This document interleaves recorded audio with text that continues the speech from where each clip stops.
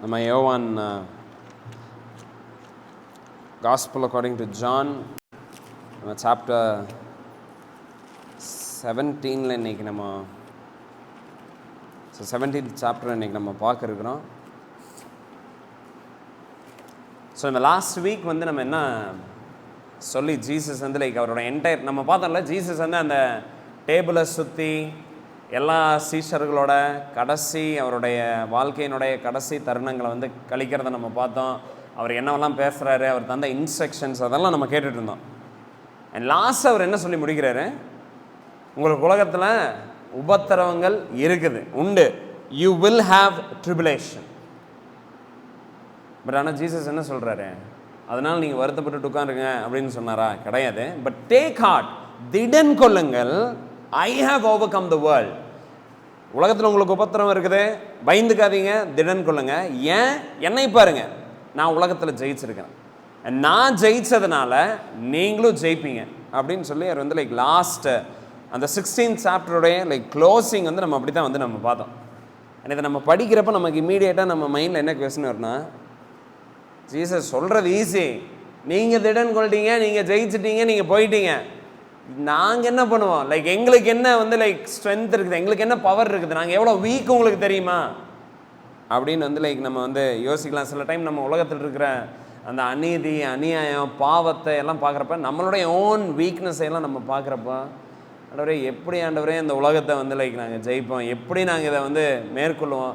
நம்ம ஒவ்வொரு தடவையும் நியூஸ் எல்லாம் நம்ம பார்க்குறப்போ, இல்லை கிறிஸ்டியன்ஸ் எப்படி பர்சிக்யூட் பண்ணப்படுறாங்க, லாஸ் எல்லாம் எப்படி ஃப்ரேம் ஆகிட்டு இருக்குது, கிறிஸ்டியன்ஸ் மேலே எப்படிப்பட்ட ஹேட்ரட் இருக்குது, இதெல்லாம் பார்க்குறப்ப நம்மளுடைய ஹார்ட்டில் என்ன தோணுது, இந்த மாதிரி சூழ்நிலையிலெல்லாம் நான் போய் நின்னேனா, நான் தாங்குவேனா, நான் தப்பிப்பேனா அப்படின்லாம் நமக்கு தோணுதில்ல. பட் ஜீசஸ் சொல்கிறாரு, டோன்ட் வரி. எப்படி சொல்கிறாரு, எதனால வந்து அப்படி சொல்கிறாரு?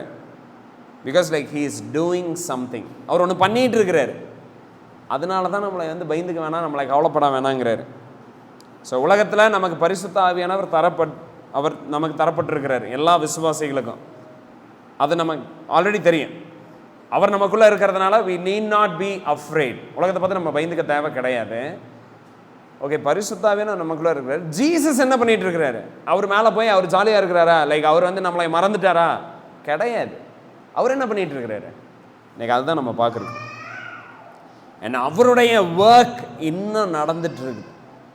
அதனால தான் நம்ம இங்கே வந்து பயந்துக்காம கலங்காமல் we can be bold here in this world.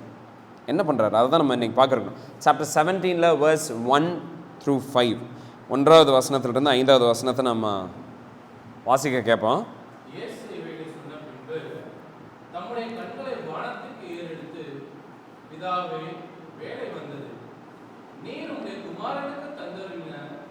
யாவருக்கும் அவர் நித்திய ஜீவனை கொடுக்கும் பொருட்டு மாம்சமான யாவர் மேலும் நீர் அவருக்கு அதிகாரம் கொடுத்தபடியே உம்முடைய குமாரன் உம்மை மகிமைப்படுத்தும்படிக்கு நீர் உம்முடைய குமாரனை மகிமைப்படுத்தும். ஒன்றான மெய் தேவனாகிய உம்மையும் நீர் அனுப்பினவராகிய இயேசு கிறிஸ்துவையும் அறிவதே நித்திய ஜீவன். பூமியிலே நான் உம்மை மகிமைப்படுத்தினேன், நான் செய்யும்படி நீர் எனக்கு நியமித்த கிரியையை செய்து முடித்தேன். பிதாவே, உலகம் உண்டாகிறதற்கு முன்னே உம்மிடத்தில் எனக்கு உண்டாயிருந்த மகிமையினாலே இப்பொழுது நீர் என்னை உம்மிடத்திலே மகிமைப்படுத்தும். ஓகே, ஜீசஸோடைய ப்ரேயர்ஸு த்ரூ அவுட் த பைபிளில் வந்து நம்ம என்ன பார்க்குறோம் அப்படின்னா, நிறைய இடத்துல இருக்கும். அவருடைய ப்ரேயர்ஸ் எல்லாம் ரெக்கார்ட் பண்ணப்பட்டிருக்குது. பட் ரொம்ப ப்ரீஃபாக இருக்கும். ஃபார் எக்ஸாம்பிளுக்கு வந்து ஜீசஸ் வந்து லாசரை வந்து உயிர்த்தலை பண்ணுறார் 11வது அதிகாரத்தில். ஸோ அங்கே ஜீசஸ் என்ன ப்ரே பண்ணாருங்கிறத அங்கே ஒரு ப்ரீஃபாக இருக்கும், ஒரு 2 வசனம் வந்து லைக் அங்கே இருக்கும். ஏன்னா அதுக்கப்புறம் வந்து ஜீசஸ் வந்து டிசைபிள்ஸை, அவருடைய சீஷர்களை அவர் வந்து லைக் சூஸ் பண்ணுறதுக்கு முன்னாடி லூக்கா 6வது அதிகாரத்தில் அவர் ஜெபிச்சதை வந்து லைக் நம்ம பார்க்குறோம். அண்ட் என்ன போட்டிருக்குன்னா, அவர் முழுவதும் ஜெபிச்சார் அப்படின்னு போட்டிருக்கோம். அண்ட் மார்க்கில் வந்து லைக் நம்ம பார்க்குறோம், காஸ்பிள்ஸில் எல்லாத்துலேயும் நம்ம என்ன பார்க்குறோன்னா, Jesus was a praying man. அவர் உலகத்தில் இருந்தப்போ, பூமியில் சரீர பிரகாரமாக அவர் இந்த பூமியில் இருந்தப்போ அவர் அதிகமாக ஜெபிச்சார். அதில் நமக்கு எந்த சந்தேகமே கிடையாது. அண்ட் அவர் பண்ண ப்ரேயர்ஸ் கூட சிலது வந்து லைக் ரெக்கார்ட் பண்ணப்பட்டிருக்குது. அண்ட் நமக்கும் அவர் எப்படி ஜெபிக்கணும்னு சொல்லி தந்திருக்கிறார். இப்படி தான் ஜெபிக்கணும். லார்ட்ஸ் ப்ரேயர் வந்து நம்ம பார்க்குறோம். பட் ஜீசஸ் எப்படி ப்ரே பண்ணார்? அவர் என்ன மாதிரி வார்த்தைகளை கொண்டு ரிலேட் பண்ணார்? அவருக்கும் பிதாவுக்கும் இருந்த அந்த உறவு எப்படிப்பட்டதாக இருந்துச்சு பாருங்க. த மோஸ்ட் ப்ரஃபவுண்டான ஒரு ஒரு ஒரு காரியம் அது. ஸோ லைக் ஜீசஸுக்கும் பிதாவுக்கும் இருக்கிற அந்த உறவு இருக்குது பார்த்தீங்களா, அது வந்து இந்த 17வது அதிகாரத்தில் வெளிப்பட்டிருக்கிற மாதிரி வேற எந்த வேத அந்த போர்ஷன்ஸில் வந்து லைக் வெளிப்படல. அவருடைய ப்ரேயர்ஸ் எப்படி இருந்துச்சு, பிதாவை அவர் எப்படி அட்ரஸ் பண்ணார், பிதாவுக்கு அவருக்கு இருந்த அந்த உறவு, அந்த இன்டிமசி எப்படி இருந்துச்சு. இதை வந்து த மோஸ்ட் ஹோலி பிளேஸோட வந்து லைக் நம்ம ஒப்பிடலாம். அண்ட் ஜீசஸ் வந்து அந்த அந்த ஏரியாவுக்கு லைக் கர்டன்ஸை வந்து லைக் தள்ளுறார். நம்மளை அதை பார்க்கறதுக்கு ஒரு ஒரு ஒரு ஆப்பர்ச்சுனிட்டி. ஸோ சாப்டர் 17 வந்து அப்படிப்பட்ட ஒரு இன்டிமேட் ரிலேஷன்ஷிப்புக்குள்ளே நம்மளை பார்க்கறதுக்கு ஒரு ஆப்பர்ச்சுனிட்டியை தருது. ஸோ லைக் ரொம்ப டீட்டெயில்டான விதத்தில் ஜீசஸுடைய ப்ரேயர் இந்த 17வது அதிகாரத்தில் வந்து ரெக்கார்ட் பண்ணப்பட்டிருக்கு. ஸோ இதை நம்ம இன்னர் சாம்பர்னு சொல்லலாம், மோஸ்ட் ஹோலி பிளேஸ்ன்னு சொல்லலாம். ஓகே, ஏன்னா அதுதான் வந்து லைக் நம்ம இப்போ பார்க்குறோம். ஸோ எப்படி கிறிஸ்தவர்கள் உலகத்தை ஜெயம் கொள்ள போகிறாங்க, எப்படி சபை வெறும் இந்த 11 பேர்த்த கொண்டு நிறுவப்பட போகுது, எப்படி உலகம் எங்கும் சுவிசேஷம் போகுது, எப்படி வந்து லைக் வரப்போகிற இனி மறுபடியும் கிறிஸ்துவ திரும்பி வர்ற வரைக்கும் எப்படி சத்தியம் வந்து லைக் டிரான்ஸ்மிட் ஆக போகுது உலகம் எங்கும், இது எல்லாத்துக்கும் ஃபவுண்டேஷன் இந்த 17th லைக் சாப்டரில் தான் இருக்குது. எப்படி இதெல்லாம் நடக்குது, எப்படி நான் இருக்க போகிறேன், எப்படி வந்து நான் உலகத்தை ஜெயம் கொள்ள முடியும், எப்படி வந்து கிறிஸ்தவர்கள் கடைசி வரைக்கும் வந்து லைக் இந்த ஓட்டத்தை ஓடுவாங்க, எப்படிங்கிற அந்த ஆன்சருக்கு அந்த கொஸ்டினுக்கு ஆன்சர் இந்த 17th சாப்டரில் தான் இருக்குது. ஸோ இதை நம்ம பார்க்குறப்ப 5 வசனத்தை பார்க்குறோமா, ஜஸ்ட்டு உங்களுடைய தாட் வந்து அங்கேயும் இங்கேயும் போகாமல் தொலைஞ்சிடாமல் இருக்கிறதுக்காக ஒரு 5 பாயிண்ட்டாக நான் வந்து லைக் இதை நான் வச்சுருக்கிறேன். அண்ட் மறுபடியும் இது வந்து லைக் உங்களுடைய தாட்டை வந்து ஜஸ்ட்டு ஃபோக்கஸ் பண்ணி வைக்கிறதுக்காக. ஸோ 1 பாருங்கள், ப்ரேயர் வந்து யூஸ்வலாக நம்ம ப்ரேயரில் என்ன தெரிஞ்சுக்கலாம்னா, ஒரு மனுஷனுடைய டீப்பஸ்ட் லாங்கிங். ஒருத்தங்க ஜெபிக்கிறப்போ அந்த ஜெபம் அவங்களுடைய ஆழமான வாஞ்சையை அது வெளிப்படுத்துறதா இருக்குது, அவங்களுடைய டிசையரை அது வெளிப்படுத்துறதா இருக்குது, அவங்களுடைய எய்மை அது வெளிப்படுத்துறதா இருக்குது. ஆனால் அதனால தான் நம்ம ஒரு கிறிஸ்டியனை அவங்க எவ்வளோ வளர்ந்துருக்குறாங்கன்னு நம்ம பார்க்கணுமா, ஜஸ்ட் அவங்கள ஜெபம் பண்ண வச்சு பாருங்கள். How are they praying? ஆண்டவரை பற்றின புரிதல் எங்கே இருக்குது ஒருத்தங்களுடைய கிறிஸ்தவ வாழ்க்கையில், அதை நீங்கள் தெரிஞ்சுக்கணுமா, அவங்கள ஜெபம் பண்ண லைக் நம்ம அவங்க ஜெபத்தை நம்ம கேட்டோம்னா நமக்கு தெரியும். If we listen to their prayer, we will know where they are in their Christian walk. And ஜீசஸுடைய ப்ரேயரை நம்ம ஏன் ஸ்டடி பண்ணணும், ஏன் அதை நம்ம உன்னிப்பாக கவனிக்கணும்னா, இன்றைக்கி நம்ம பார்க்க போகிற அந்த வேர்சஸில் 5 காரியங்கள் வந்து அதில் வெளிப்படுது. ஒன்று என்ன தெரியுங்களா, அவருடைய பேஷன். ஜீசஸ் எதை குறித்து பேஷனேட்டாக இருந்தார் அதை நம்ம பார்ப்போம். அண்ட் இன் ஹிஸ் ப்ரேயர் இப்போ நம்ம பார்க்க போகிற அந்த ஜெபத்தில் it reveals the power of Jesus, இயேசு கிறிஸ்துவுடைய வல்லமையை நம்ம பார்ப்போம். அண்ட் அதுக்கப்புறம் த ப்ராசஸ் ஆஃப் சால்வேஷன், ரட்சிப்படைகிறதுக்கான அந்த ப்ராசஸை நம்ம இங்கே பார்ப்போம். அண்ட் அதுக்கப்புறம் பீஸ், இயேசு கிறிஸ்துக்கு இருந்த சமாதானத்தை நம்ம இங்கே பார்ப்போம். அதுக்கப்புறம் த ப்ரீஎமினன்ஸ் ஆஃப் கிரைஸ்ட், இயேசு கிறிஸ்து எல்லாத்துக்கும் முந்தினவராக இருக்கிறாருங்கிறதையும் நம்ம வந்து இங்கே பார்க்குறோம். ஸோ இந்த 5 காரியங்களை தான் இப்போ நம்ம பார்க்குற 5 வசனத்துலேயும் நம்ம பார்க்குறோம். And let's open the Bible. நம்ம 17வது வசனத்துக்கு நேரம் நம்மளுடைய அட்டென்ஷனை வந்து லைக் நம்ம திருப்பலாம். ஸோ ஜீசஸ் பாருங்கள், அவர் இது எல்லாத்தையும் டீச் பண்ணிடுறாரு, எல்லா காரியங்களை வந்து அவங்களுக்கு சொல்லி தந்துடுறாரு, பிரசங்கிச்சிடுறாரு, எல்லாம் முடிச்சுட்டு அண்ட் ஃபைனலாக இவங்களை எங்கே ஒப்பு கொடுக்குறாரு, ஜெபத்தில் வந்து லைக் ஒப்பு கொடுக்குறாரு. அண்ட் ஜீசஸ் அவருடைய ப்ரேயரில் என்ன சொல்லி அவர் ப்ரே பண்ணுறாருன்னு பாருங்கள். வேர்ஸ் 1 அவர் என்ன சொல்கிறாரு, தேவனை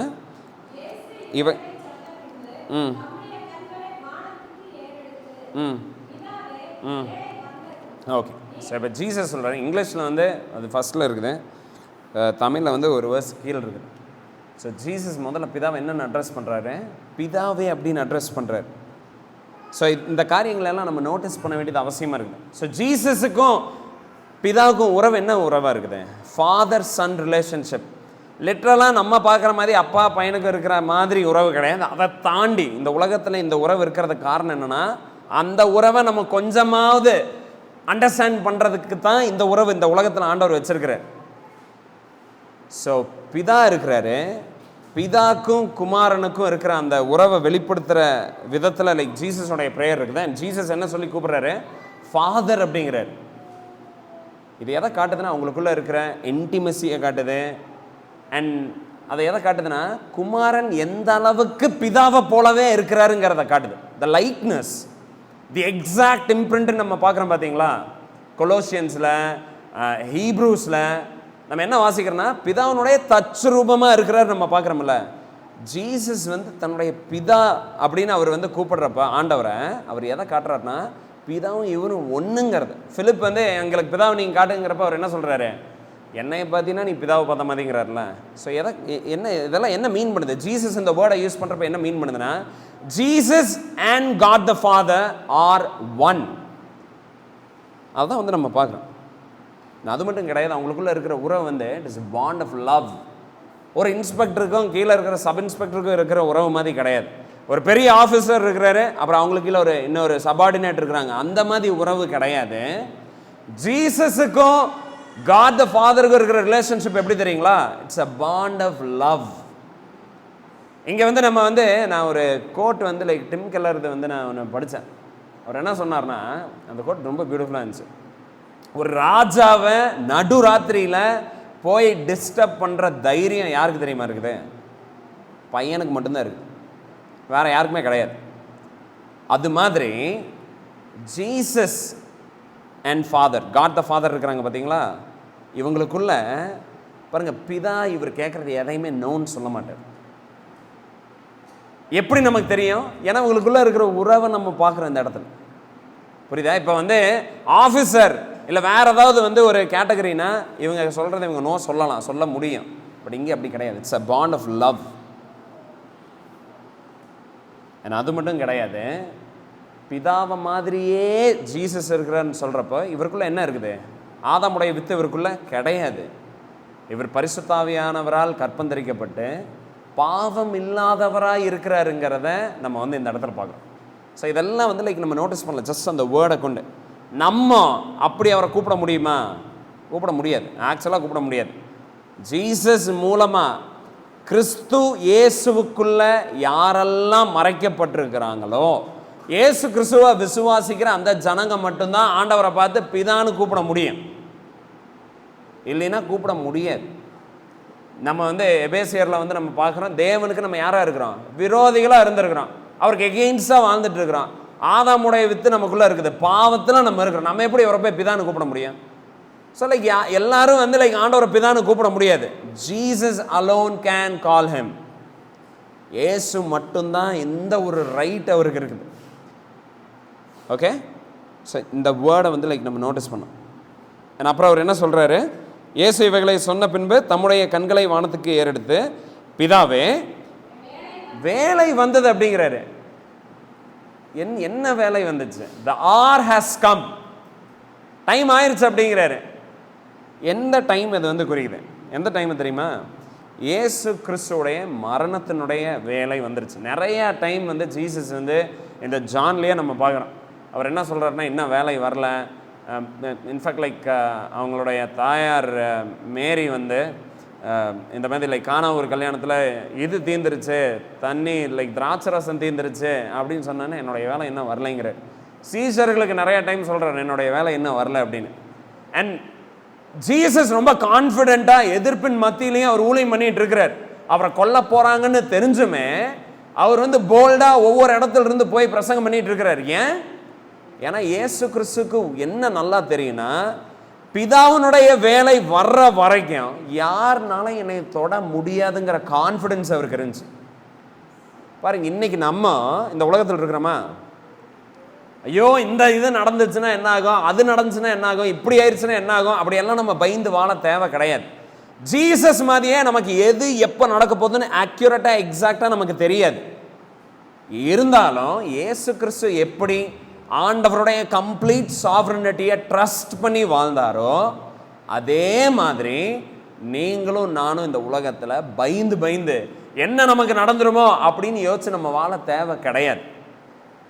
நம்மளும் வந்து லைக் ஆண்டவரை பார்த்து என்ன சொல்லலாம்னா, ஆண்டவரே நீங்கள் நியமிக்கிற டைம் வராத வரைக்கும் எதுவுமே எனக்கு ஆக போகிறது கிடையாது. நீங்கள் நினைக்காம என் தலையிலிருந்து ஒரு முடி கூட வந்து விழாது. நீங்கள் வந்து லைக் ஆர்டைன் பண்ணாமல், நீங்கள் ஒரு விஷயத்தை வந்து லைக் பெர்மிட் பண்ணாமல் அது நடக்க போகிறது கிடையாது அப்படிங்கிற அண்டர்ஸ்டாண்டிங் நமக்கு இருக்கணும். அண்ட் ஜீசஸ் இந்த உலகத்தில் பாருங்கள், அவருடைய ப்ரேயரில் எதையெல்லாம் அவர் வந்து லைக் வச்சிருக்கிறாருன்னு பாருங்கள். ஒன்று, அவருடைய ஜெபம் எதனால் இருந்துச்சு? அவுட் ஆஃப் லவ், கம்பல்ஷனில் கிடையாது. இந்த 17th சாப்டரில் ஜீசஸோடைய ப்ரேயர்லேருந்து நம்ம என்ன கற்றுக்கலாம் தெரியுங்களா? நம்ம ஜெபிக்கிறது வந்து it should be out of love. ஆண்டவர்கிட்ட நம்ம ஒரு அன்புல அணுகணும். ஒன்று. ரெண்டாவது, நம்ம இப்போ பார்த்த மாதிரி ஆண்டவருடைய சாவரனிட்டியை, அவருடைய அது என்ன சொல்லுவாங்க, சாவரனிட்டிங்கிறது இறையாண்மை, அதை நம்ம பிலீவ் பண்ணுறதுனால நம்ம ஜெபிக்கணும். நம்ம அவரை சார்ந்திருக்கிறோங்கிறத காட்டுற ஒரு காரியமாக இருக்குது ப்ரேயர். ஸோ ஜீசஸ் வந்து ப்ரே பண்ணுறப்போ சொல்கிறாரு, ஆண்டவரே வேலை வந்துருச்சு, நான் மறிக்கிற வேலை வந்துருச்சு, நீங்கள் அப்பாயிண்ட் பண்ண அந்த டைம் வந்துருச்சு அப்படிங்கிறார். ஸோ தன்னுடைய மரணத்தில் தன்னுடைய மரணம் வரைக்கும் எப்படி இயேசு கிறிஸ்துனால சமாதானமாக இருக்க முடிஞ்சது? ஏன்னா அவருக்கு தெரியும் அவர் அனுமதிக்காமல் எதுவுமே நடக்க போகிறதில்ல அப்படிங்கிறது. ஓகே, ஸோ இதையும் நம்ம பார்க்குறோம் ஜீசஸோடைய ப்ரேயரில்.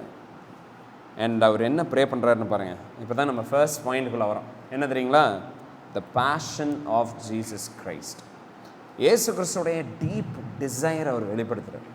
அவர் என்ன யோசிக்கிறார், எதை குறித்து அவர் வாஞ்சிக்கிறார்,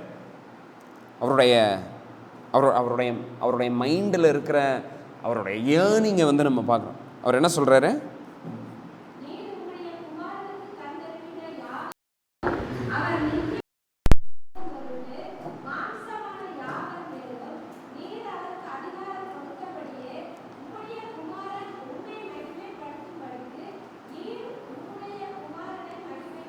ஓகே, இப்போ இந்த இடத்துல என்ன ஜீசஸ் ப்ரே பண்ணுறாரு தெரியுங்களா?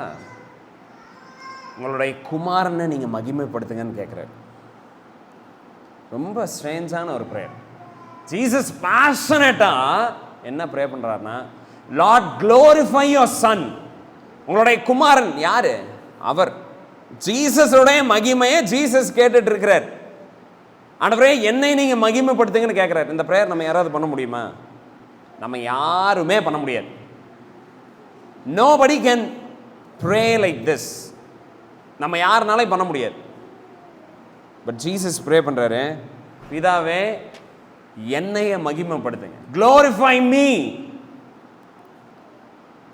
பாருங்க, லைக் ஐசாயா 42:8 நம்ம வாசிக்கிறோம், தேவன் வந்து தம்முடைய மகிமையை யாருக்கும் தர்றதில்லையாம். He gives his glory to nobody. Isaiah 42:8 எடுங்களேன்.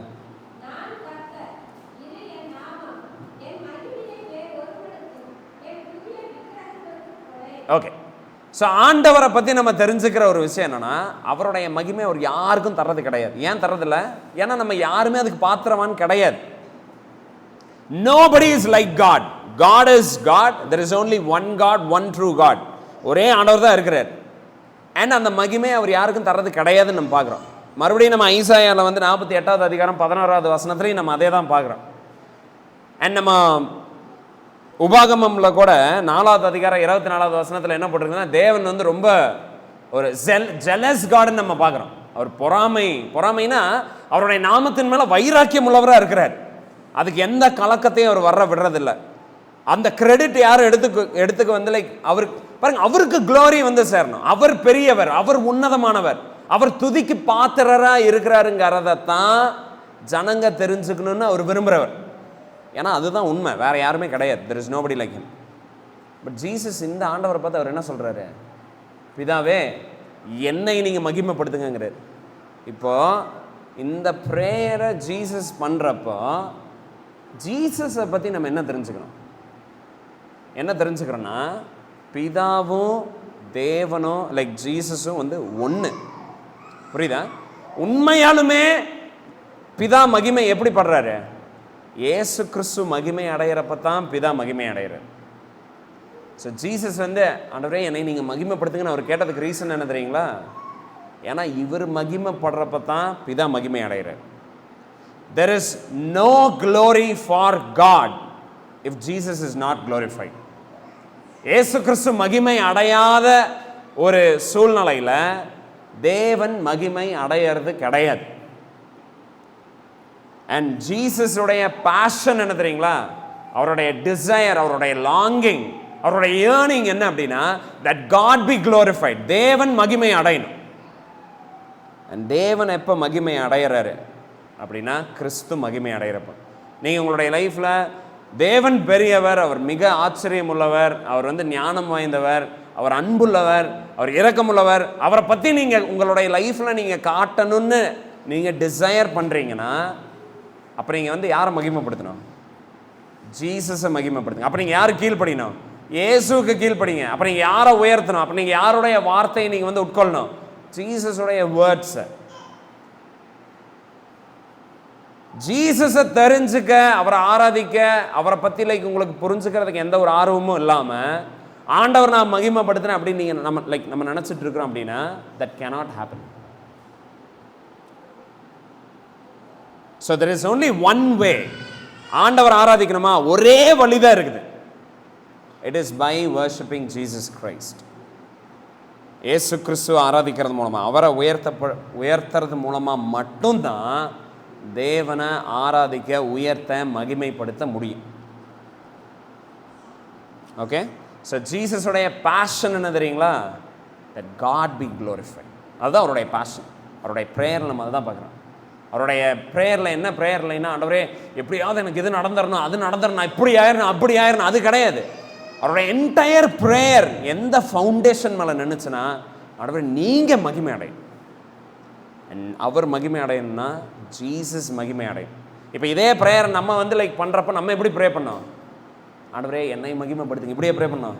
நம்ம எப்படி ப்ரே பண்ணோம்? ஆண்டவரே உங்களுடைய குமாரனை மகிமைப்படுத்தும். என்னுடைய வாழ்க்கையில் அவரை நேசிக்கிறதுக்கு எனக்கு கிருபை பாராட்டுங்க. அவர் கீழ்ப்படிகிறதுக்கு கிருபை செய்யுங்க. ஸோ அதுதான் லைக் நம்மளுடைய ப்ரேயர். ஆனால் அந்த ப்ரேயர் தான் பிதா விரும்புகிற ஜெபமாக இருக்குது. உங்களுடைய ப்ரேயர் எப்படி இருக்குது? House your prayer? ஜஸ்ட்டு வந்து லைக் நீங்கள் நினச்சி பாருங்கள். ஜஸ்ட் திங்க் பண்ணி பார்த்துக்கோங்க. ஸோ எப்படி வந்து இப்போ மகிமைப்பட போகிறாரு? இப்போ இயேசு கிறிஸ்துவை பிதா மகிமைப்படுத்தணும்னு இயேசு கிறிஸ்து வந்து கேட்குறாரு. அண்ட் எப்படி அது நடக்க போகுது? அதுதான் வந்து லைக் இப்போ நம்ம நம்ம பார்க்குறோம். எப்படி இந்த உலகத்தில் நடந்துச்சுன்னு நீங்கள் நினைக்கிறீங்க? It is through the crucifixion of Jesus. இயேசு கிறிஸ்து சிலுவையில் கொல்லப்பட்டதன் மூலமாக தான் அந்த மகிமை வந்து வெளிப்பட்டுச்சு. இது என்ன லாஜிக்கே இல்லாமல் இருக்குது? ஜீசஸ் உயர்த்தப்படணும், அவர் வந்து லைக் நேசிக்கப்படணும், தேவன் உயர்த்தப்படணும், அவர் ஆராதிக்கப்படணும். ஏன்னா அதுக்கு என்னாச்சு? சிலுவையில் ஜீசஸ் கொல்லப்பட்டார். இதில் எப்படி மகிமை வெளிப்படுது? இதில் என்ன தேவனுடைய குணாதிசயம் தெரியுது? நமக்கு என்ன தெரிய வருது? என்ன தெரியுதுன்னு பாருங்கள். ரெண்டு காரியத்தை வந்து லைக் சிலுவை வந்து நமக்கு ஞாபகப்படுத்துது. இயேசு கிறிஸ்துனுடைய மரணம் சிலுவையில் நமக்கு ரெண்டு விதமான காரியத்தை ஞாபகப்படுத்துது. the one side of God, which is ஆண்டவர் பரிசுத்தராக இருக்கிறார். இதை நமக்கு வெளிப்படுத்துது சிலுவை. ஆண்டவர் வந்து பாவத்தை குறித்து அக்கறை இல்லாமல், கண்டுக்காமல், அதை பற்றி பெருசாக வந்து லைக் அதில் அது மேலே எந்த ஒரு ஒரு ஒரு ஹேட்ரட் இல்லாமல், அது ஓகே இந்த சில பேர் நம்ம வாழ்கிறோம்ல, தப்பு தான் ஆனால் அதெல்லாம் ஒன்றாங்க, அது கடவுள் புரிஞ்சுக்குவார் அப்படிங்கிற மாதிரி வாழ்ந்துட்டு இருக்கிறாங்க பார்த்தீங்களா? நோ, ஆண்டவர் அப்படிப்பட்டவர் கிடையாது. எந்த பாவத்தையும் அவர் தண்டிக்காம விட போறதே கிடையாது. அதை தான் நமக்கு ஞாபகப்படுத்துது சிலுவை. ஸோ சிலுவை நம்ம பார்க்குறப்ப நம்ம ஆண்டவரோட எந்த குணாதிசயத்தை நம்ம பார்க்குறோம்? அவர் பரிசுத்தராக இருக்கிறார். He is absolutely holy. அவர் பரிசுத்தராக இருக்கிறார்.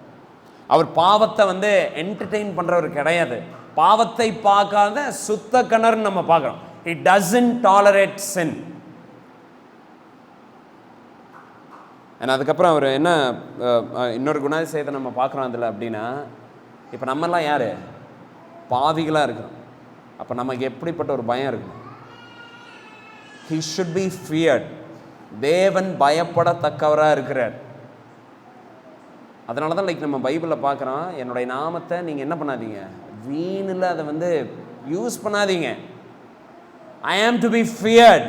இந்த சில பேர் ஓ மை காட் அப்படின்னு சொல்லுவாங்க பாருங்க. அதெல்லாம் என்னன்னா, இல்லை சும்மா கேஷுவலாக ஆண்டவருடைய நாமத்தை பிளாஸ்ஃபீம் பண்ணுறது. பாருங்க, அவருடைய பேரை கூட எடுக்கிறதுக்கு we are unworthy. God is absolutely holy. And அதனால தான் ஐசாயா ஆண்டவர் வீட்டு இருக்கிற சிங்காசனத்தின் மேலே பார்த்தோன்னா அவர் என்ன சொல்கிறாருன்னா, அசுத்த உதறல் மத்தியில் இருக்கிற மனுஷன் நான், ஆண்டவரை பற்றி பேசக்கூட நான் தகுதி இல்லைங்கிற ஒரு ஃபீல் தான் அவருக்கு வருது. ஸோ ஆண்டவர் பரிசுத்தராக இருக்கிறார். பாவத்தை அவர் சும்மா விட போகிறது கிடையாது. பாவத்தை சும்மா விட போகிறது கிடையாதுன்னா என்ன அர்த்தம்? பாவிகளை சும்மா விட போகிறது கிடையாது. பாவத்தை நேசிக்கிறவங்கள, பாவத்தில் இருக்கிற ஜனங்களை சும்மா விட போகிறது கிடையாது. அண்ட் தேவன் பயப்படத்தக்கவராக இருக்கிறார். இப்படியெல்லாம் பேச்சு வந்துட்டு இருக்குது. என்னன்னா, ஆண்டவர் பாவத்தை தான் வெறுக்கிறாரு, பாவிகளை எல்லாம் நேசிக்கிறாரு. கரெக்ட். ஆனால் பாவத்தை பண்ணுறது யாரு? பாவிக தானே. அப்புறம் யார் தண்டிப்பாரு? பாவத்தை மட்டுமா தண்டிச்சுட்டு இருப்பார்? நரகத்தில் பாவத்தையெல்லாம் போட்டுட்டு இருக்கிறாரா? பாவிகளை தான் போட்டுட்டு இருக்கிறாரு.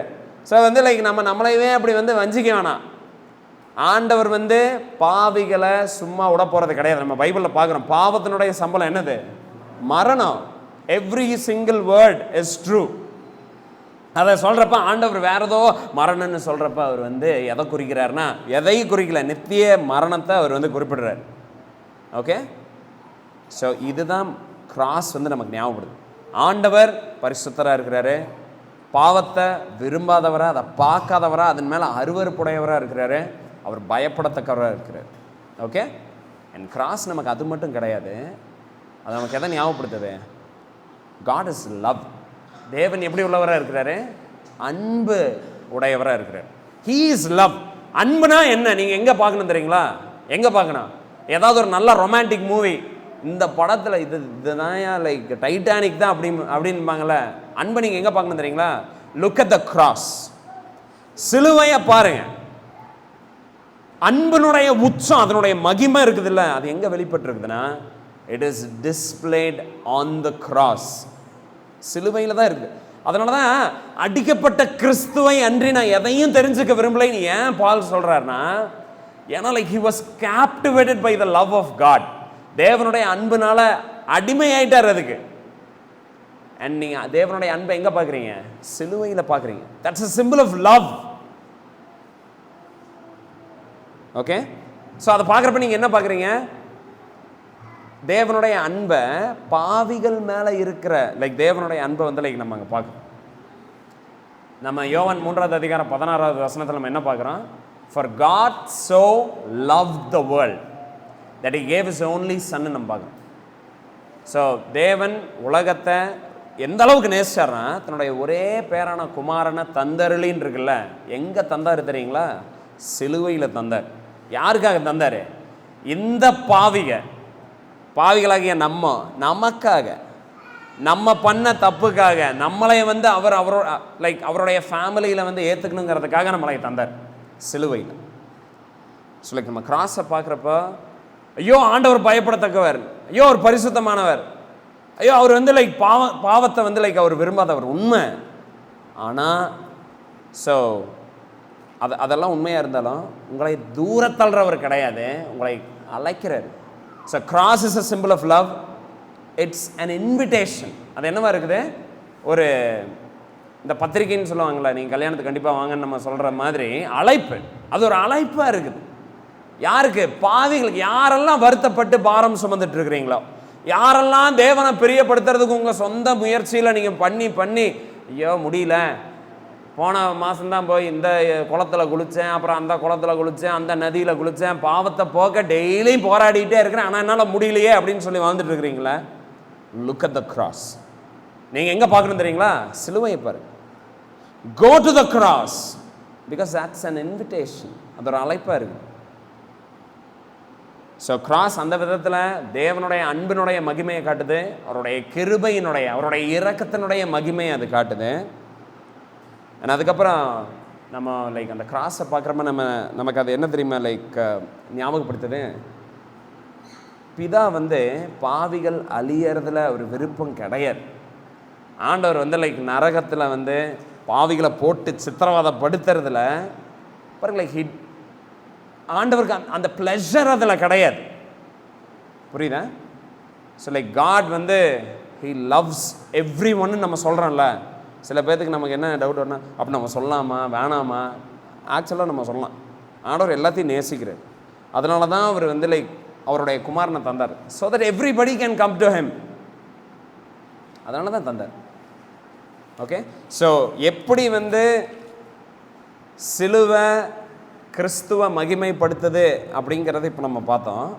இப்போ கேள்வி என்னன்னா, ஓகே ஸோ ஜீசஸோடைய பேஷன் ஆண்டவர் மகிமை அடையணும், அவர் உயர்த்தப்படணும், அவர் நேசிக்கப்படணும். ஆனால் அது எப்படி நடக்குதுன்னா, அவர் மகிமை அடையிறது மூலமாக, ஜீசஸ் மகிமை அடையிறது மூலமாக அப்போ தான் வந்து ஆகுது. அண்ட் ஜீசஸ் எப்போ மகிமை அடைஞ்சார் அப்படின்னா, மகிமைப்பட்டார் எதில் மகிமைப்பட்டார் அப்படின்னா சிலுவை மரணத்தில். அண்ட் யாரெல்லாம் சிலுவை நோக்கி பார்க்குறாங்களோ அவங்கெல்லாம் வந்து லைக் ரசிக்கப்படுறாங்க, அவங்கெல்லாம் வந்து லைக் தேவனை வந்து தெரிஞ்சுக்கிறாங்க, ஒரு உறவில் வந்து வராங்க. இப்போ கொஸ்டின் என்னென்னா, ஓகே ஆண்டவர் இதெல்லாம் பண்ணிட்டாரு, இப்போ யாருமே ரசிக்கப்படலைன்னு என்ன பண்ணுறது? அப்போ ஆண்டவர் என்ன பாவமா? அவர் ஒரே பேரான குமாரனை தந்துட்டாரு, ஆனால் யாருமே அவரை பார்க்கவே கிடையாது.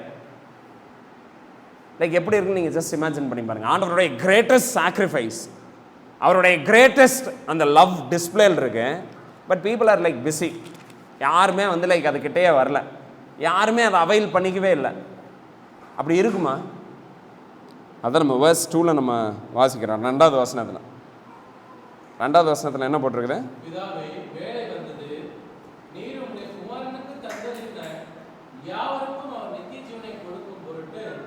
மாம்சமான யாவர் மேலும் நீர் அவருக்கு அதிகாரம் கொடுத்தபடியே உம்முடைய குமாரன் உம்மை மகிமைப்படுத்தும்படிக்கு நீர் உம்முடைய குமாரனை மகிமைப்படுத்தும்.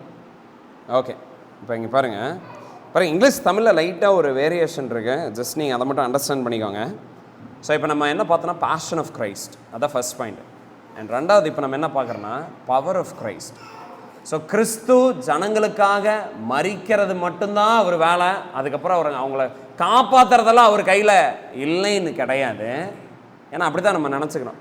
ஆண்டவர் எல்லாத்தையும் அழைக்கிறாரு, ஆனால் லைக் யாரும் வர்றதே கிடையாது, யாருமே வந்து லைக் அதை விரும்புறது கிடையாது. ஏன்னா நம்மளும் அதுதானே பார்க்குறோம். லைக் கிறிஸ்டியன்ஸை வந்து லைக் ஒடுக்கிறத, அவங்க துன்பப்படுத்துறதையெல்லாம் நம்ம பார்க்குறப்ப நம்ம என்ன நினைக்கிறோன்னா, என்னடா யாருக்கிட்ட சொன்னாலும் சுவிசேஷத்தை ஏற்றுக்க மாட்டேங்கிறாங்க, யாருமே ஆண்டவரை நேசிக்க மாட்டேங்கிறாங்க, யாருமே அவரை தேட மாட்டேங்கிறாங்க, அப்புறம் யாரு தான் வருவா அப்படின்னு நமக்கு தோணும்ல.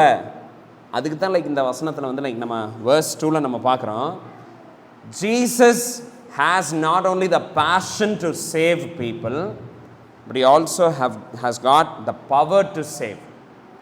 ஓகேவா? அவர் வந்து தப்புவிக்க வல்லவராக இருக்கிறார். நம்ம எபேசியர் 1வது அதிகாரம் 21வது வசனத்தில் அதில் என்ன போட்டிருக்குன்னு பாருங்கள். எபேசியர் 1:21, எல்லா அரசுக்கும் அதிகாரத்திற்கும் வல்லமைக்கும் கர்த்தத்துவத்திற்கும் மேலாகவும் இந்த பிரபஞ்சத்தின்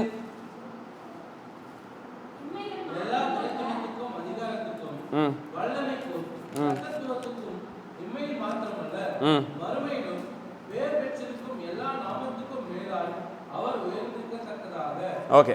ஸோ ஜீசஸ் வந்து அவர் வந்து லைக் மரிக்கிறாரு. அண்ட் பிதா அவருக்கு என்ன தெரியுமா தந்திருக்கிறாரு? எல்லா அதிகாரத்தை தந்திருக்கிறாரு. எல்லா மாம்சத்துக்கு மேலே யாருக்கு அத்தாரிட்டி இருக்குது? Jesus has the authority. அவர் பயப்படத்தக்கவராக இருக்கிறார். ஜீசஸை நான் சொல்கிறேன், காட் த ஃபாதர் அவர் பயப்படத்தக்கவர். அது மட்டும் கிடையாது, இயேசு கிறிஸ்து பயப்படத்தக்கவராக இருக்கிறார், எல்லா அதிகாரம் உடையவராக இருக்கிறார். அவர் நம்பப்படணும், அவரை விசுவாசிக்கப்படணும். He has to be obeyed. அவர் வந்து கீழ்ப்படிய படணும். ஜீசஸுக்கு நம்ம எல்லாரும் கீழ்ப்படிஞ்சே ஆகணும். எல்லா அதிகாரமும் அவருக்கு இருக்குது. அண்ட் எல்லா முழங்கால்களும் முடங்கணும், எல்லா நாவும் அவரை அறிக்கை செய்யணும். கர்த்தாவே ஆண்டவரே அப்படின்னு அறிக்கை செய்யணும் இந்த உலகத்தில். எல்லா மகிமைக்கும் துதிக்கும் அவர் பாத்திரராக இருக்கிறார். ஆனால் எல்லாரும் அதை பண்ணுவாங்களா? இந்த உலகத்தில் எல்லாரும் பண்ண போகிறது கிடையாது. இதை வந்து லைக் நம்ம நல்லா அண்டர்ஸ்டாண்ட் பண்ணிக்கணும். எல்லாருமே இந்த கிறிஸ்துவை ஆண்டவர் விரும்புகிற விதத்தில் அவரை ஏற்றுக்குவாங்களா? ஏற்றுக்க போகிறது கிடையாது. அப்போது இப்போ லைக் நமக்கு என்ன தோணுன்னா, எல்லாருமே ஏற்றுக்கொள்ள போகிறது கிடையாது. ஏன் ஏற்றுக்கொள்ள போகிறது கிடையாது? மறுபடியும் எஃபிஷியன்ஸில் நம்ம சாப்டர் 2:1 நம்ம வாசிக்கிறோம். நம்ம எதில் நம்ம மறுத்து போயிருக்கிறோம்?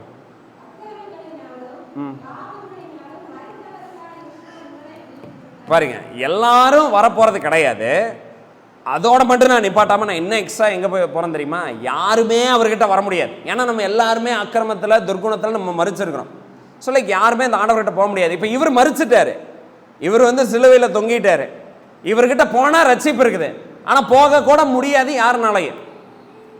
இப்போ ஆண்டவர் என்ன பண்ணியிருக்கிறார் தெரியுங்களா? இயேசு கிறிஸ்துக்கு அதிகாரத்தை தந்திருக்கிறார். எதுக்கு தெரியுங்களா? இந்த ஜனங்களை காப்பாற்றுறதுக்கு மட்டும் இல்லை, எப்படியாவது அவங்களுக்காக மறிச்சிருங்கிறதுக்கு மட்டும் இல்லை, பட் அவங்கக்கிட்ட வர வச்சு அவங்களுக்கு நித்திய ஜீவனை தர்றதுக்கான அதிகாரத்தையும் ஜீசஸுக்கு ஆண்டவர் தந்திருக்கிறார். எபிரேயர் 7:25 என்ன போட்டிருக்குது அப்படின்னா, he is able to save இருக்கு. ஸோ இயேசு கிறிஸ்து கெஞ்சறது மட்டும் கிடையாது நம்மக்கிட்ட, எப்படியாவது ரட்சிக்கப்பட்டுருங்க, எப்படியாவது நீ விசுவாசிங்க, அதோட மட்டும் நிற்கிறது கிடையாது. he is also able to save.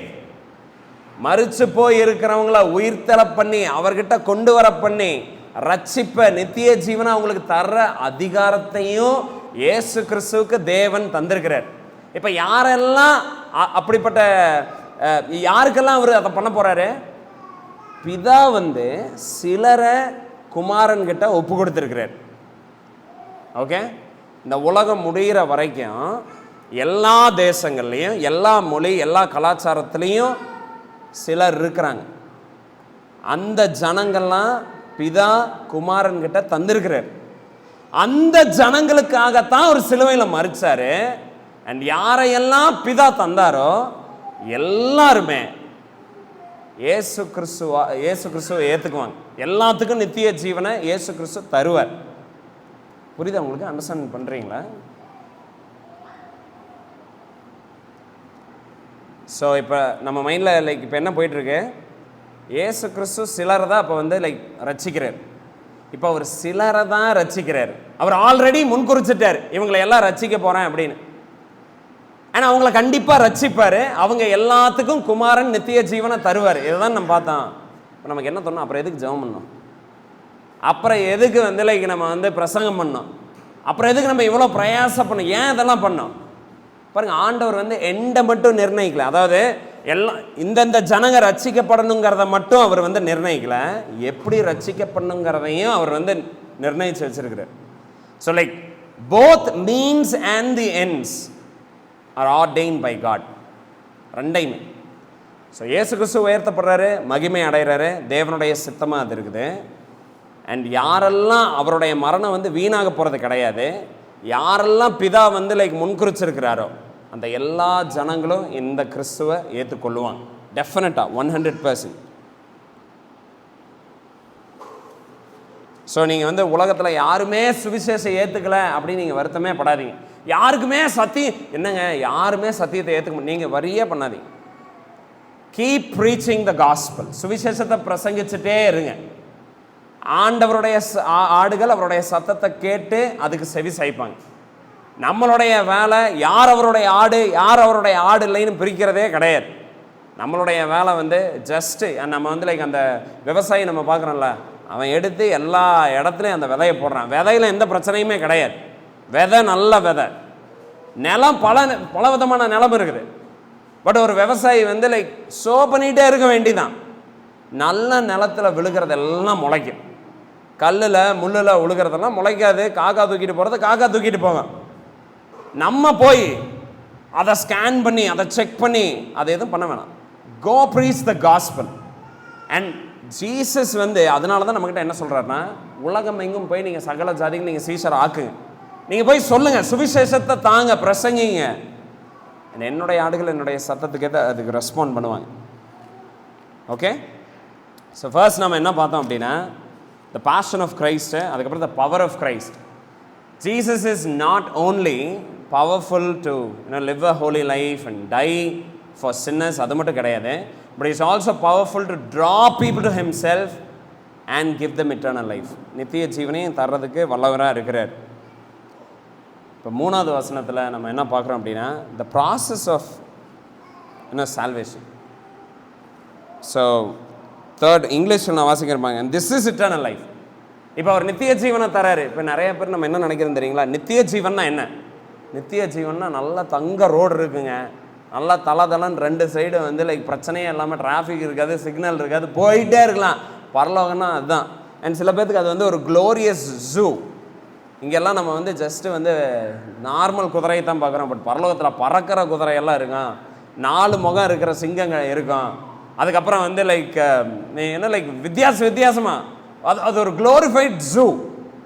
And சில பேர் பரலோகம்னா என்னென்னா பிரைட் லைட்டு, நம்மளால் அங்கே கண்ணே திறக்க முடியாது, அந்த அளவுக்கு ஒரு பயங்கரமான வெளிச்சம் இருக்கும்.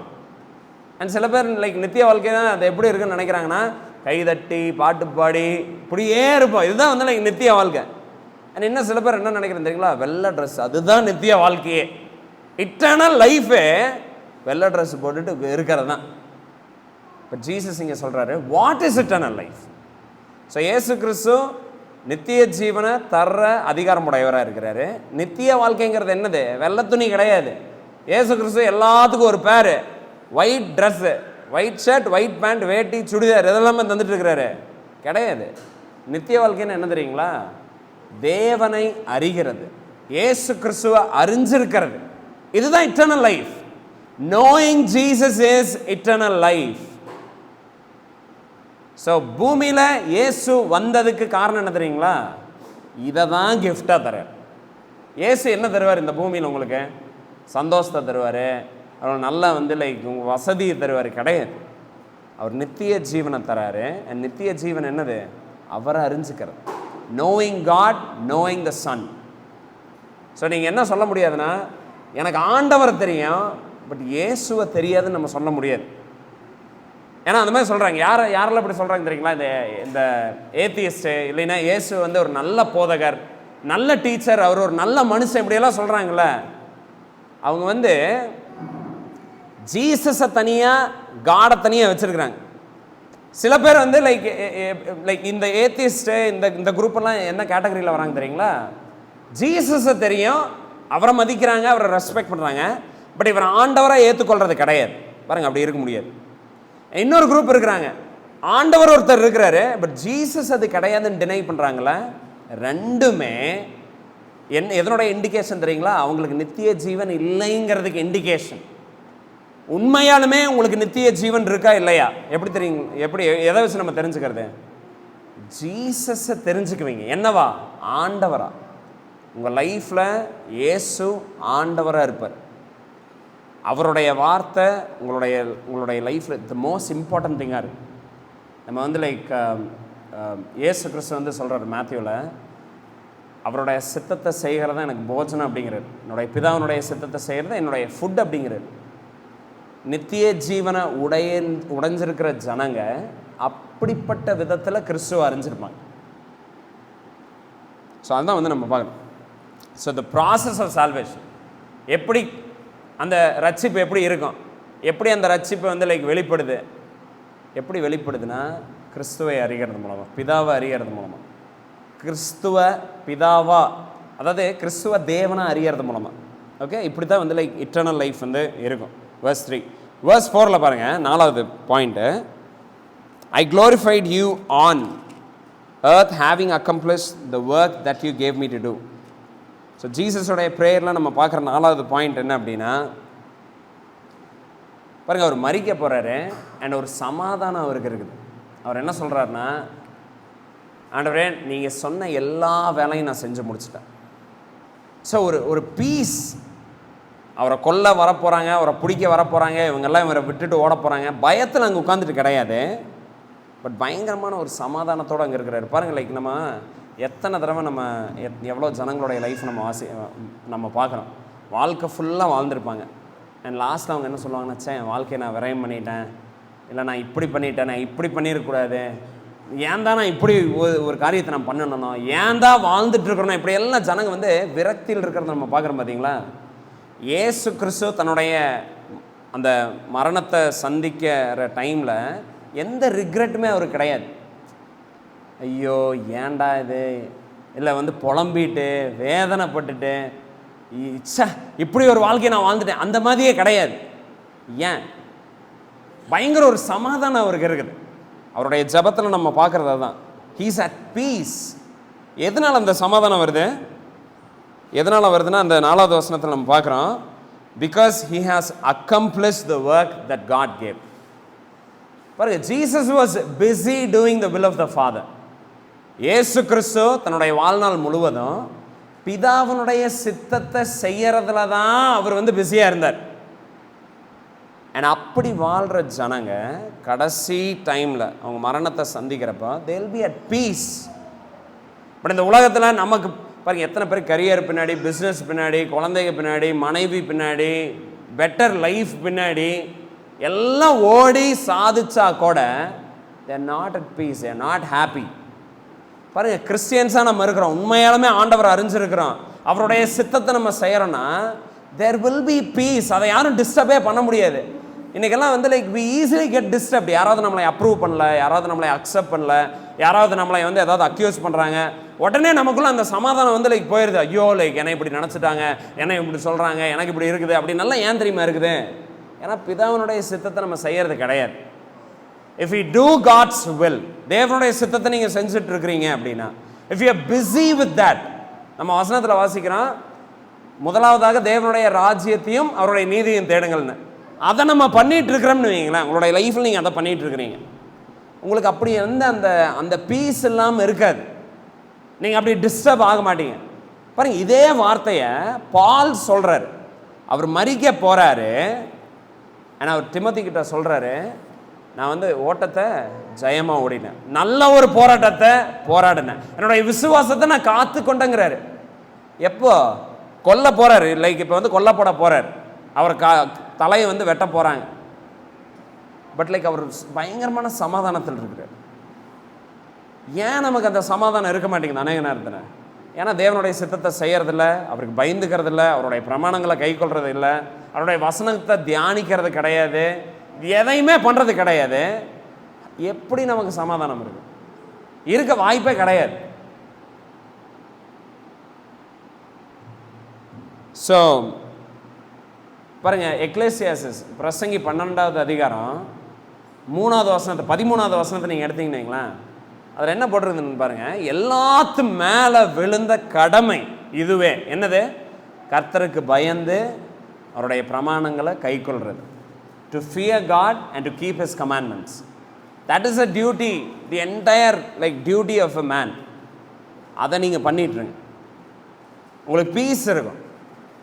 Okay, you will have rest in you. நீங்கள் பேனிக் ஆக மாட்டீங்க, ஆங்ஷியஸ் ஆக மாட்டீங்க, யாருடைய டிஸ்அப்ரூவலை பார்த்து நீங்கள் டிஸ்கரேஜ் ஆக மாட்டீங்க. You will not. ஸோ ஜீசஸோடைய ப்ரேயரில் நம்ம பார்க்குற லைக் 4வது பாயிண்ட் அதுதான், பீஸ் அட் பீஸ். முழுசாக சமாதானமாக இருக்கிறார். இவங்கெல்லாம் விட்டு ஓட போகிறாங்க, ஹீ இஸ் அட் பீஸ். அவர் சமாதானமாக இருக்கிறார், அவர் தைரியமாக இருக்கிறார். அவரை வந்து கொஞ்ச நேரத்தில் நிர்வாணமாக்கி லைக் சிலுவையில் அசிங்கப்படுத்தி அவரை கொல்ல போகிறாங்க. He is at peace. ஆண்டவரே, நீங்கள் எனக்கு தந்த வேலையை நான் முடிச்சிட்டேன், அவ்வளோதான். And like I am ready to face whatever is ahead of me. So இன்னைக்கு கிறிஸ்டியன்ஸை டிஸ்கரேஜ் பண்ணுறது ரொம்ப ஈஸி. இன்னைக்கு இல்லை, என்றைக்குமே லைக் ரொம்ப ஈஸியாக வந்து லைக் நம்ம டிஸ்கரேஜ் பண்ணிடலாம்.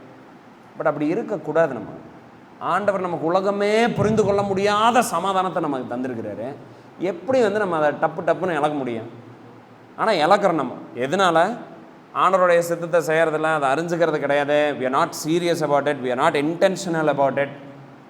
Then like that is what happens. But look at Jesus. கிறிஸ்துவை பாருங்க, he was at peace. அவர் சமாதானமாக இருந்தார். because he was busy accomplishing the will of Father. தேவனுடைய பிதாவினுடைய சித்தத்தை செய்கிறது தான் அவருடைய ஃபோக்கஸ். யார் என்ன நினைக்கிறா, யார் என்ன சொல்கிறா, he was not worried. அதை பற்றியெல்லாம் நினைக்கவே கிடையாது. சொந்த சகோதரர்கள், சொந்த குடும்பமே அவர் வந்து லைக் நேசிக்கலை, ரிஜெக்ட் பண்ணுறாங்க, அவர் வந்து மதிக்காத ஒரு டைம் இருந்துச்சு. டிசைபிள்ஸ் வந்து மெச்சூரிட்டிலேயே இன்னும் வளராத ஒரு டைம் இருந்துச்சு. அவருடைய மினிஸ்ட்ரி வந்து இஸ்ரேலை தாண்டி இன்னும் போகவே கிடையாது, அப்படி ஒரு டைம் இருந்துச்சு. இவருக்கு வந்து முன்னோடியாக இருந்த லைக் யோவான் ஸ்நானகன் வந்து கொல்லப்பட்டார், சீசர்கள் எல்லாம் கொல்லப்பட போகிறாங்க, இதெல்லாம் இருந்துச்சு, இதெல்லாம் நடக்க போகுது, இதெல்லாம் அவருக்கு தெரியும். But he was at piece. ஏன்னா அவர் கொடுக்கப்பட்ட வேலையை முடிச்சிட்டார், அவ்வளோதான். ஸோ நீங்கள் உங்களுக்கு கொடுக்கப்பட்டிருக்கிற அந்த வேலையை ஆண்டவர் உங்ககிட்ட எதிர்பார்க்குறத நீங்கள் பண்ணுங்கள். நான் ரீசெண்டாக என்னுடைய ஒரு பிரதர்கிட்ட வந்து நான் காஸ்பலை ஷேர் பண்ணிட்டு இருந்தேன். இந்த மாதிரி வந்து நீ சின்னராக இருக்கிற தம்பி லைக் மனம் திரும்ப அப்படின்லாம் சொன்னேன். யார் தானா தப்பு பண்ணல, எல்லாரும் தானா தப்பு பண்ணுறாங்க, எல்லாரும் தானே வந்து இந்த இதையெல்லாம் பண்ணுறாங்க. நீ அதை பற்றி நீ நினைக்காத. உங்கள்கிட்ட ஆண்டவர் எதிர்பார்க்குறது என்னன்னா நீ மனம் திரும்ப. இல்லை அவங்களும் தானே பண்ணுறாங்க, இவங்களும் தானே பண்ணுறாங்க, இல்லை ஒருவேளை இப்படி இருந்துச்சுன்னா எப்படி அப்படின்னு அந்த ஹைப்போதட்டிக்கலாக கொஸ்டின்ஸ் எல்லாம் கேட்குறது பாருங்க. லைக் நம்ம அந்த மாதிரி இருக்கக்கூடாது. Okay, let's not be bothered about what others think about God. மித்தவங்க கடவுளை பற்றி என்ன நினைக்கிறாங்க, அவங்க என்ன சொல்கிறாங்க, நான் நினைக்கிறத பற்றி டோன்ட் வரி. நீங்கள் தேவனுடைய சித்தத்தை செஞ்சுட்டு just leave the rest to God, அவர் பார்த்துக்குவார். ஸோ இயேசு கிறிஸ்துவுக்குள்ளே இருந்த சமாதானத்தினுடைய ரகசியத்தை நம்ம பார்க்குறோம். அண்ட் பாருங்கள், ஃபைனலாக வேர்ஸ் 5ல் அவர் என்ன சொல்கிறாரு, உலகம்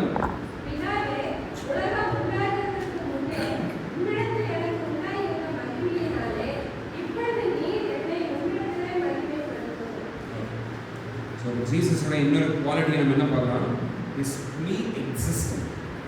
அதாவது பிதாவும் இயேசுவும் அவனுடைய பழக்கம், அவனுடைய ரிலேஷன்ஷிப், அவனுக்குள்ள இருக்கிற அந்த உறவு, அந்த ஐக்கியம் ஏதோ இப்போ வந்தது கிடையாது, ஏதோ வந்து ஜஸ்ட் ஒரு 2000 வருஷமா இருக்கிறது கிடையாது, நித்திய காலமா இருக்கு, ஃபார் இட்டர்னிட்டி. இப்போ இதை நம்ம தெரிஞ்சுக்கிறது நமக்கு எப்படி உதவுது தெரியுங்களா? இயேசு கிறிஸ்து நித்திய காலமா பிதாவினுடைய மகிழ்ச்சியா சந்தோஷமா இருந்திருக்கிறார், நித்திய காலம். இப்போ இயேசு கிறிஸ்து எதையாவது கேட்டு பிதா நோன்னு சொல்லுவாரா? இல்ல நோன்னு சொல்ற எதையாவது இயேசு கிறிஸ்து கேட்பாரா? கேட்க மாட்டாரு. அவங்களுக்குள்ள அப்படியே ஒரு உறவு இருக்கு. இப்போ நம்ம ஃபர்ஸ்ட் நம்ம பார்த்தோம், உலகத்தில் உங்களுக்கு உபத்திரவம் இருக்குது, திடன் கொள்ளுங்கள், நீங்க ஜெயிப்பீங்க, சமாதானமா இருக்கிறதெல்லாம் சொன்னார்ல. நான் வந்து கேட்டிருந்தேன், எப்படி அது ஆகும், எப்படி அது நடக்கும் அப்படின்னு நம்ம கேட்டோம்ல. எப்படின்னா இப்படிதான். ஏன்னா நமக்காக கிறிஸ்து இப்ப என்ன பண்ணிட்டு இருக்கிறாரு? He is praying for us, for you, for me. அன்னைக்கு சீஷர்களுக்காக அவர் ஜெபம் பண்ணாரு. அது மட்டும் கிடையாது, அதுக்கப்புறம் யாரெல்லாம் கிறிஸ்துவை பின்தொடர போனாங்க எல்லாத்துக்காகவும் he is praying. Now he is praying. And Jesus நமக்காக ப்ரே பண்றதுனால do not fear the world. உலகத்துக்கு பயந்துக்காரு. உபத்திரவம் இருக்கா, பயந்துக்காரீங்க. The world hates you for no reason. உலகம் உங்களை எனிமியா ட்ரீட் பண்ணுதா, don't worry. ஏன்? Jesus is praying for you. கிறிஸ்து உங்களுக்காக ஜெபிச்சிட்டு இருக்கிறார். ஸோ இந்த இடத்துல நம்ம பார்க்குறோம், ஜீசஸ் வந்து பிதாவோட நித்திய காலம் வந்திருக்காரு. படைக்கப்படல அவரு 2000 வருஷம் முன்னாடி மனித அவதாரம் எடுத்தாரு. அவர் நித்திய காலமா பிதாவோட தான் இருக்கு. நித்திய காலமா 2 பேரும் மகிமையா ஒவ்வொருத்தருக்கு தந்துட்டு இருக்கிறாங்க, ஒருவருக்கு ஒருவர். நித்திய காலமா அவங்களுக்குள்ள ஒரு பயங்கரமான ஒரு உறவு இருக்கு, ஃப்ரெண்ட்ஷிப், ஒரு ஃபாதர் சன் அந்த உறவு, ஒரு ஜாய், ஒரு பீஸ், எல்லாமே அவங்களுக்குள்ள இருக்கு. நான் உங்களுக்காக ஜெபம் பாருங்க, உங்களுக்காக உங்க பாஸ்டர் ஜெபிக்கிறாருங்கிறது ஒரு நல்ல விஷயம். உங்களுக்காக அம்மா அப்பா ஜெபம் பண்றாங்க, உங்களுக்காக பிள்ளைங்க ஜெபம் பண்றாங்க, உங்களுக்காக வேற சகோதரர்கள் ஜெபம் பண்றாங்க, இதெல்லாம் நல்ல விஷயம். இதெல்லாமே நமக்கு இருக்கிறது வந்து we should be like happy about all of those things. More than all those things, remember that Jesus is praying for you. நீங்க வீக்கா இருக்கீங்களா, நீங்க பாவத்துல ஸ்ட்ரகிள் பண்றீங்களா, நீங்க வந்து பயந்துக்கிறீங்களா, ஆன்ஷியஸா இருக்கீங்களா, don't worry. Jesus is praying for you. His prayers will be heard. So இயேசு நமக்காக என்ன ஜெபிக்கிறாருங்கிறத பற்றி எந்த ஐடியாவுமே இல்லாத ஒரு லைஃப் கிடையாது. 17 பாருங்க, உங்களுக்காக என்ன ஜெபம் பண்ணிட்டு இருக்கிறான்னு நீங்கள் தெரிஞ்சுக்கணுமா? இந்த அதிகாரத்தில் நம்ம வரப்போகிற நாட்கள் என்ன நம்ம ஆகணும் பார்ப்போம். So like take heart. நீங்கள் சமாதானமாக இருக்கிறதுக்கு இது இன்னொரு ரீசன். ஜீசஸ் நமக்கு ப்ரே பண்ணிருக்கு. ஸோ அதான் வந்து இந்த இடத்துல வந்து நம்ம பார்க்கணும். இப்போ நித்திய காலத்துக்கு பிதா குமாரனை மகிமைப்படுத்திட்டு இருந்திருக்கிறாருன்னா, இந்த சின்ன வாழ்க்கையில் நம்ம என்ன பண்ணணும்? நம்மளும் குமாரனை மகிமைப்படணும். ஸோ இதுதான் வந்து இன்னைக்கு நம்ம பார்த்த காரியங்கள். இயேசு கிறிஸ்து நமக்காக ப்ரே பண்ணுறதுனால, அவர் நம்ம ஜெபிக்கிறதுனால, இயேசு கிறிஸ்து மாதிரியே நம்மளால் வந்து எனக்கு சமாதானம் பண்ண முடியும். அந்த ப்ரேயர் நம்ம வந்து எனக்கு 5 காரியங்கள் இருப்பாங்க. ஜீசஸுடைய பாஷை எதுக்காக ஒரு மனசு எந்த அவருடைய டிசைரை நான் தெரிஞ்சுக்கிறது மூலமாக உங்களுக்கு என்ன கிடைக்குது? நீங்களும் அதைவே நாடுங்க. அவருடைய வாஞ்சை என்னன்னு உங்களுக்கு தெரியுதா? அதையவே நீங்கள் பின்பற்றணும். And ஜீசஸோடைய பவரை நம்ம பார்க்கணும்.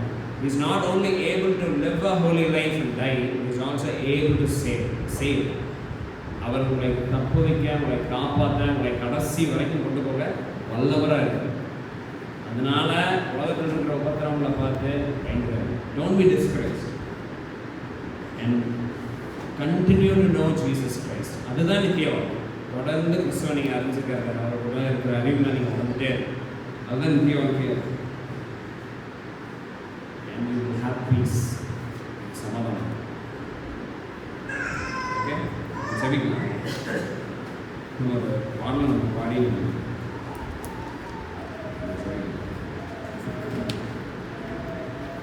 போற்றும்